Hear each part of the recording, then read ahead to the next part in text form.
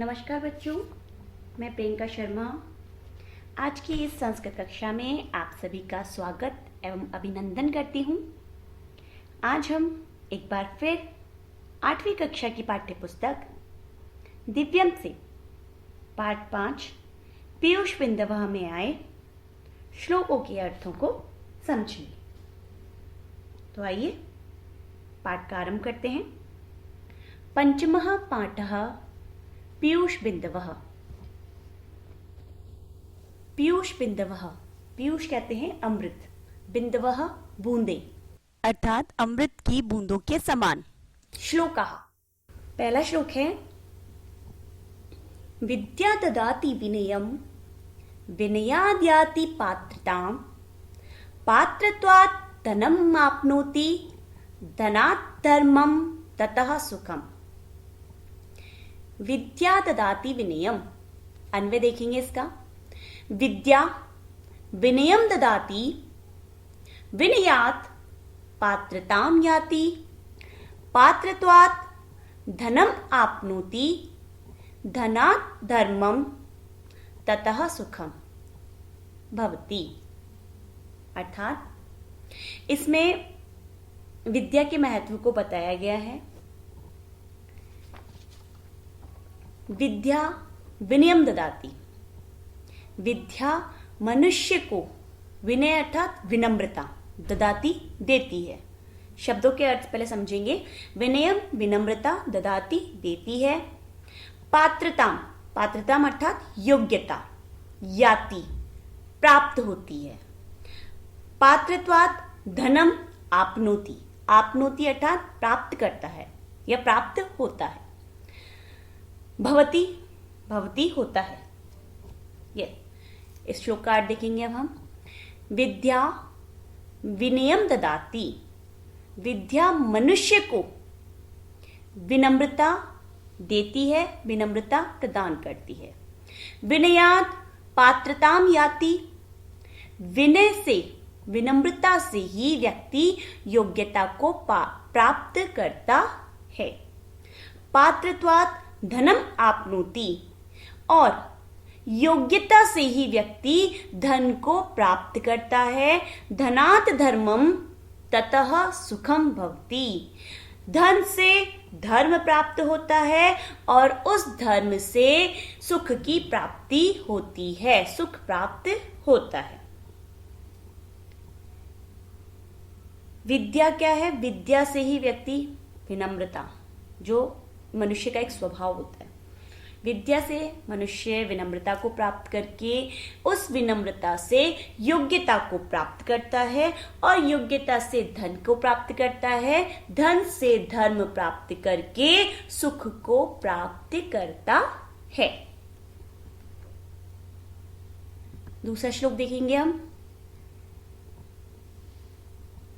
अपूर्वः कोऽपि कोशोऽयं विद्यते तव भारती व्ययतः वृद्धिमायाति क्षयमायाति संचयात्।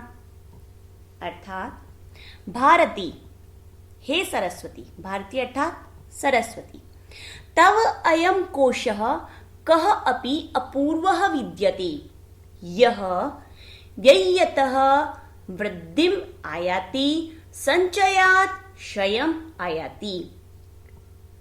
हे भारती, यहाँ पे सरस्वती देवी की वंदना करते हुए कहा गया है, हे भारती, हे मां सरस्वती, तव अयम कोशः, तुम्हारा यह कोश, यह भंडार, कः अपि अपूर्वः विद्यते, कोई अनोखा ही भंडार है। अपूर्व अर्थात अनोखा।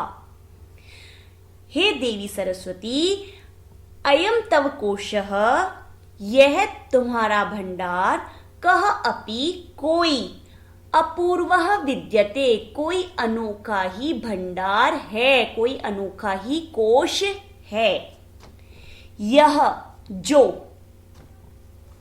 व्ययतः वृद्धिमायाति, जो व्ययतः खर्चने से, निरंतर खर्च करने से वृद्धिम आयाति, वृद्धि को प्राप्त होता है, अर्थात बढ़ोतरी को प्राप्त होता है।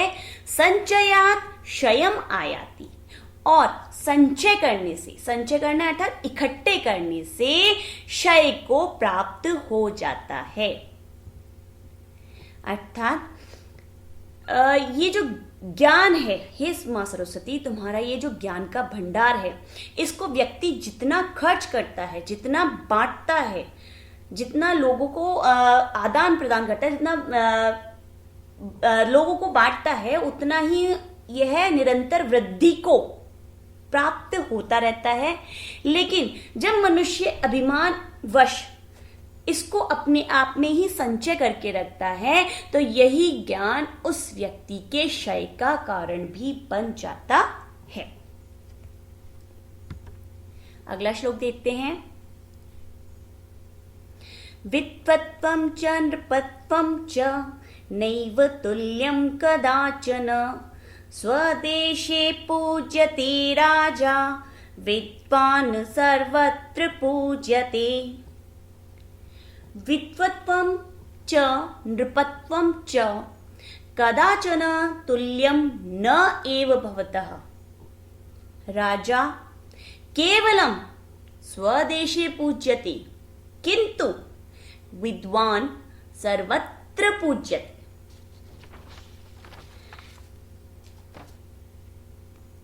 विद्वान की और राजा की कदाचन कभी भी तुल्यम, तुलना, न एव भवतः नहीं की जा सकती है।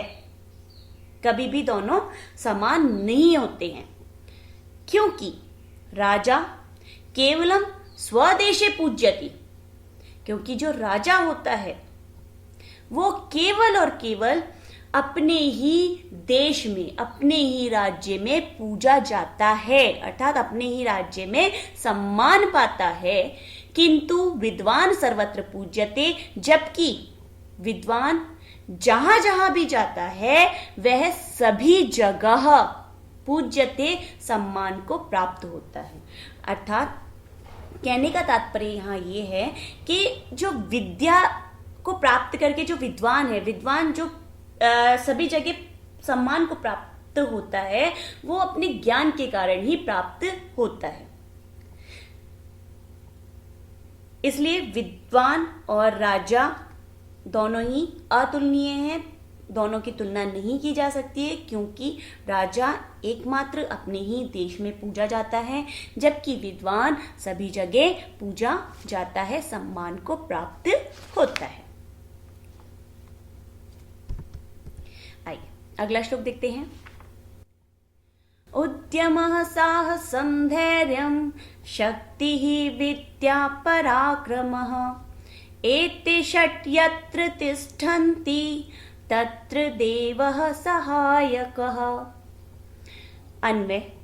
उद्यमः साहसं धैर्यं शक्तिः विद्या पराक्रमः च, एते षट् यत्र तिष्ठन्ति तत्र देवः सहायकः भवति।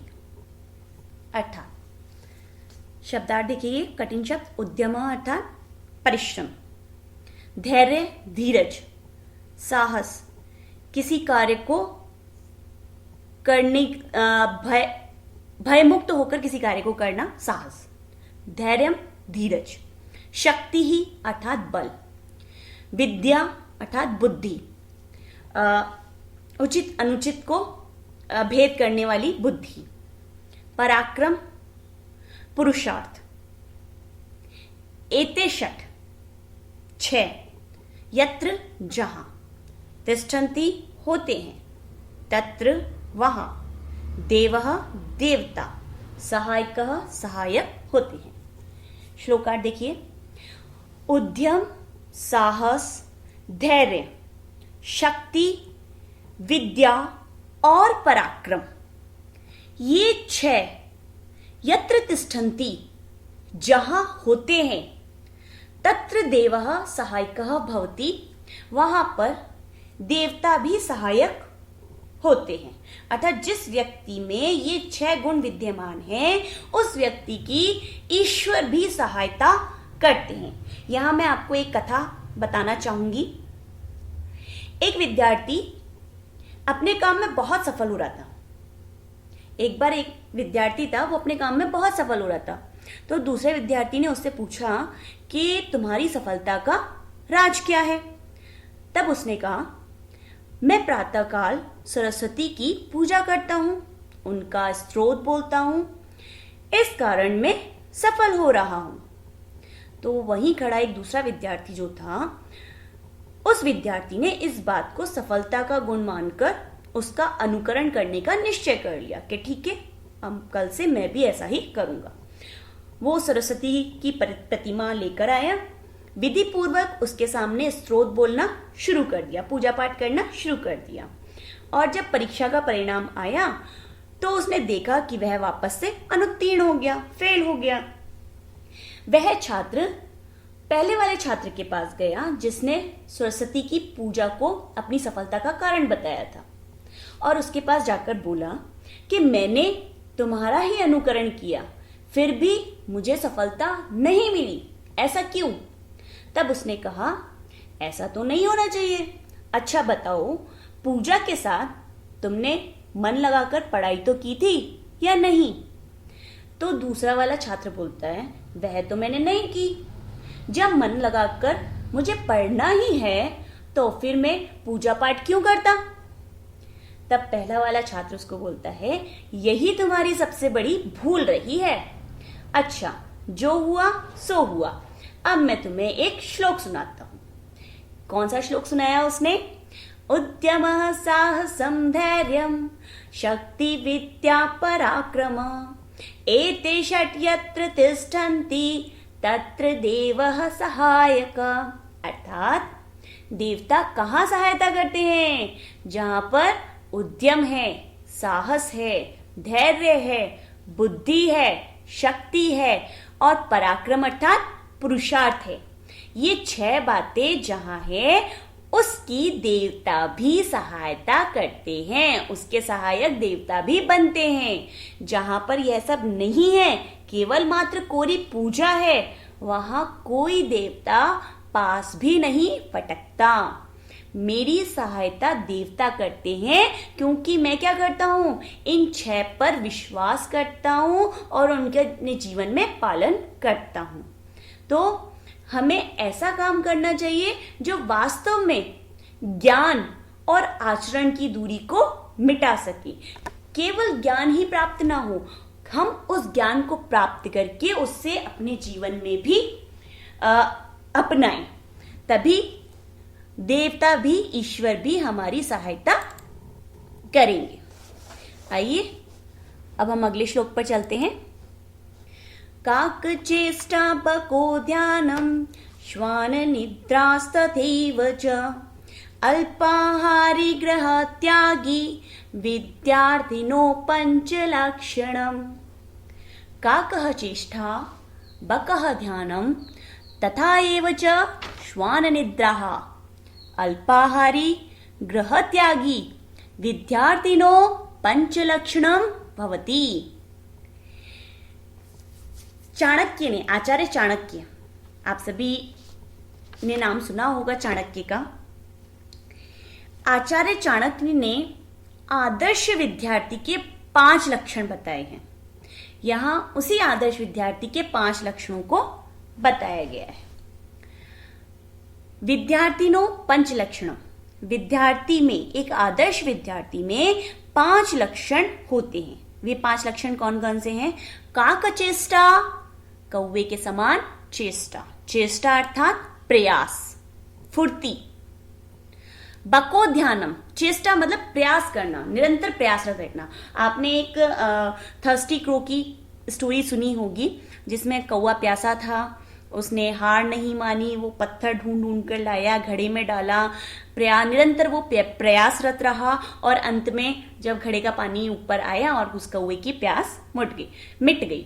तो उस कौवे के विद्यार्थी में क्या होनी चाहिए? कौवे के समान चेष्टा होनी चाहिए। बको ध्यानम, बगुले के समान ध्यान करने का गुण होना चाहिए। जैसे बगुला जल के भीतर एक पैर पर खड़ा रहता है और जैसे ही उसका शिकार आता है वो तुरंत उसको झपट कर पकड़ लेता है। इसी प्रकार बगुले के समान विद्यार्थी का ध्यान किसके समान होना चाहिए? बगुले के समान होना चाहिए।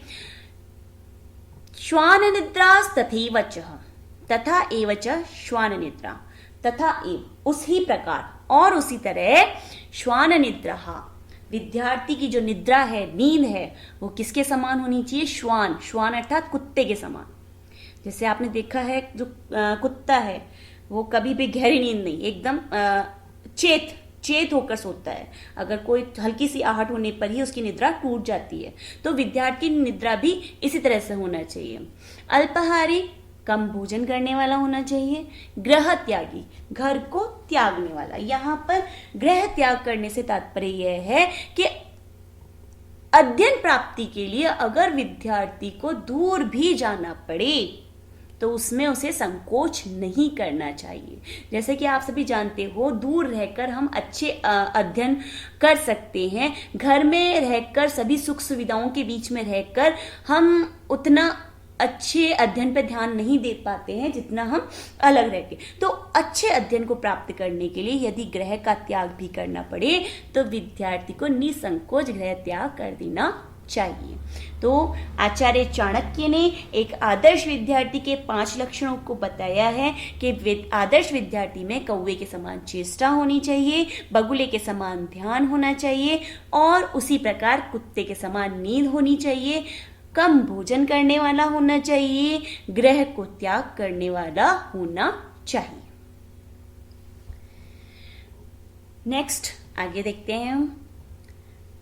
रूप यौवन संपन्ना विशाल कुल संभवा, विद्याहीनाः न शोभन्ति निर्गन्धा एव किंशुकाः। रूप यौवन संपन्नाः विशाल कुल संभवाः, विद्याहीनाः न शोभन्ते निर्गन्धा एव किंशुकाः। बहुत ही उचित कहा गया है। ये रूप यौवन संपन्नाः विशाल कुल संभवाः परम विद्याहीनाः भवन्ति ते निर्गन्धाः किंचुकाः इव न शोभन्ति। ये अर्थात जो रूप आप सभी जानते हैं रूप का मतलब क्या होता है। यस, यौवन जवानी, विशाल कुल संभवा बड़े कुल में उत्पन्न, परम परंतु, विद्याहीना विद्या से हीन विद्या रहित, निर्गंधाः सुगंध रहित जिसमें कोई भी खुशबू नहीं है, किंशुका अर्थात पलाश, इव के समान, शोभन्ते सुशोभित, नहीं होती। ये जो व्यक्ति रूप यौवन संपन्न, जो व्यक्ति अत्यंत सुंदर है, यौवन संपन्न जवानी से भरपूर है, मतलब जिसमें भरपूर यौवन है और अत्यधिक सुंदर भी है, विशाल कुल संभवाः और वह बड़े कुल में पैदा भी हुआ है, उसने बड़े कुल में जन्म भी लिया है, परंतु सह विद्याहीनः भवति, लेकिन वो क्या है? विद्या से हीन है, विद्या रहित है, उसमें विद्या नहीं है। ते वे व्यक्ति निर्गंधा किंचुकाः एव, वे व्यक्ति सुगंध रहित पलाश के समान शोभा नहीं देते हैं। पलाश का फूल अगर कभी आपने देखा होगा तो पलाश का फूल देखने में तो बहुत सुंदर होता है, बहुत ही चमकीले रंग होते हैं, उसमें अत्यंत आकर्षित करने वाले रंग होते हैं, किंतु वह उसमें सुगंधहीन होता है, वह उसमें सुगंध नहीं होती है, तो वह अच्छा नहीं लगता। तो वही बताया गया है कि जिन व्यक्तियों में अत्यंत सुंदरता है, यौवन से भरपूर हैं, बड़े कुल में उत्पन्न हुए हैं, लेकिन विद्या का अभाव है, विद्या से हीन है। वे व्यक्ति उसी प्रकार शोभा को नहीं प्राप्त करता है जिस प्रकार निर्गंधा सुगंध रहित पलाश का फूल सुशोभित नहीं होता। प्यारे बच्चों, आशा करती हूँ कि आपको इस पाठ का अनुवाद अच्छे से समझ में आया होगा। आप मुझे कमेंट बॉक्स में कमेंट करके भी बता सकते हैं। धन्यवाद।